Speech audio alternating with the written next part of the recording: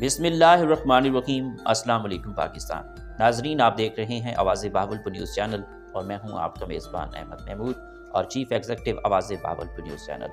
नाजरीन, जैसा कि आप सब जानते हैं कि हमने लास्ट ईयर 14 अगस्त को आवाज़ बावलपुर न्यूज़ चैनल का इफ्तिताह किया था। आज अल्लाह के करम से 1 साल मुकम्मल हुआ है, जिसमें अल्लाह ताला ने हमें कामयाबी नसीब फरमाई है। हमने बहुत सारे लोगों के इंटरव्यू किए हैं। इंशाल्लाह हमारे जो नेक्स्ट प्लान है वो इंशाल्लाह बावलपुर के टैलेंट को, डिवीज़न के टैलेंट को, पाकिस्तान में लोगों के टैलेंट को हम आगे लेके आएंगे।